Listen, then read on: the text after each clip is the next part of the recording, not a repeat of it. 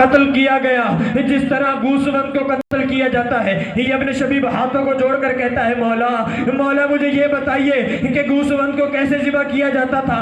کہتے ہیں عرب کے زمانے میں جب جاہلوں کا زمانہ تھا وہ جاہل ایک گوسوند خریدتے تھے، مل کر اسے پالتے تھے، جب وہ کچھ بڑا ہو جاتا تھا ایک صحرا میں لاتے تھے۔ اب جس عرب کے ہاتھ میں جو ہوتا تھا اسے صحرا میں تنہا چھوڑ کر اس گوسوند کو مارا کرتے تھے۔ جب گوسوند کی جان میں جان نہیں رہتی تھی اس گوسوند کو پسے پسے گردن سے ذبح کر دیتے تھے۔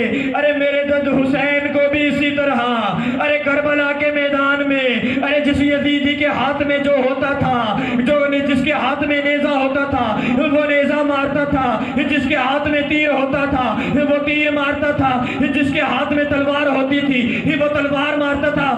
جسے کربلا کی زمین پہ کچھ نہیں ملتا تھا وہ کربلا کی زمین سے پتھر اٹھا کر حسین کے جسم اقدس پہ مارتا تھا، اور جسے پتھر بھی نہ ملتا تھا وہ خاک کربلا کو اٹھاتا تھا، تپتی ہوئی خاک کربلا کو حسین کے زخموں پر ڈال دیتا۔ اب ایک ایسا وقت آیا کہ مامون ابن رشید نے امام رضا کو اپنے دربار میں بلایا۔ امام چلے، امام کے صحابی ابا سلد امام کے ساتھ موجود ہیں۔ امام نے کہا ابا سلد میں دربار جا رہا ہوں، میں خلیفہ کے پاس جا رہا ہوں، جب میں واپس آؤں اگر یہ میری ابا میرے سر پر ہو تو مجھ سے کلام مت کرنا۔ امام جو ہے وہ دربار کی طرف چلتے ہیں۔ جیسے ہی دربار میں داخل ہوتے ہیں ایک ٹیبل سجائی ہوتی ہے جس پہ وہ انگور رکھے ہوتے ہیں جس میں زہر ملایا ہوتا ہے۔ امام کو وہاں بٹھایا جاتا ہے۔ مامون رشید امام سے کہتا ہے امام اس میں سے تناول کریں۔ امام نے کہا اے مامون یہ ظلم مت کر، اس وطن غریب میں مجھ پہ رونے والا کوئی نہیں ہے۔ اب وہ کہتا ہے نہیں مولا آپ کو اس میں سے کھانا ہوگا، آپ کے لیے خاص دور سے منگوائے گئے ہیں۔ امام ایک انگور اٹھاتے ہیں اپنے دہنے مبارک میں رکھتے ہیں، وہ کہتا ہے مولا اور کھائیے۔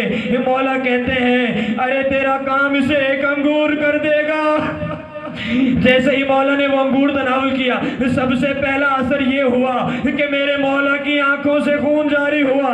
مولا اب اپنے حجرے کی طرف بڑھتے ہیں، جہاں جہاں امام کے قدم لگتے ہیں وہاں عرض توس کا رنگ تبدیل ہوتا جاتا ہے، امام کی تلیوں سے خون بہ رہا ہے۔ جب اپنے حجرے میں پہنچتے ہیں اب اصل آگے بڑھ کے مولا کو لیتے ہیں، لا کر بستر پہ لٹاتے ہیں۔ اب جیسے ہی اب اصل مولا کے ہاتھوں کو دیکھتے ہیں مولا کے ہاتھوں سے تلیوں سے خون بہ رہا ہوتا ہے۔ ایک دفعہ واویلا کر کے روتا ہے۔ امام کہتے ہیں ابا سعد ابھی میرا بیٹا آئے گا، ابھی میرا بیٹا محمد تقی آئے گا، وہی مجھے غسل دے گا، وہی مجھے کفن دے گا، وہی مجھے دفنائے گا، اس میں اس کے اور اپنے درمیان کوئی رکاوٹ مت کرنا۔ اب جیسے ہی امام اپنی وصیتیں کرنا شروع کرتے ہیں ایک دفعہ دستک ہوتی ہے۔ اب جیسے ہی دستک ہوتی ہے اب اصل جا کے دروازہ کھولتے ہیں، دیکھتے ہیں ایک حسین چہرے والا جوان آیا ہوا ہے۔ اب امام محمد تقی حجرے میں داخل ہوتے ہیں، امام کے سر کو اٹھا کر اپنے زانو پر رکھتے ہیں۔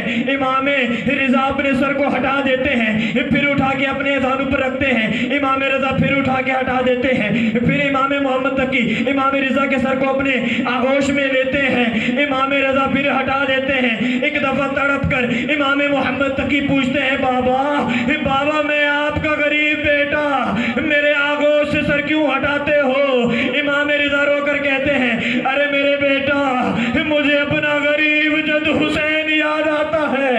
ارے روزے کربلا کوئی شخص موجود نہیں تھا جو میرے جد امجد کا سر اپنے زانو پر رکھے۔ اجرکم من اللہ امام محمد تقی نے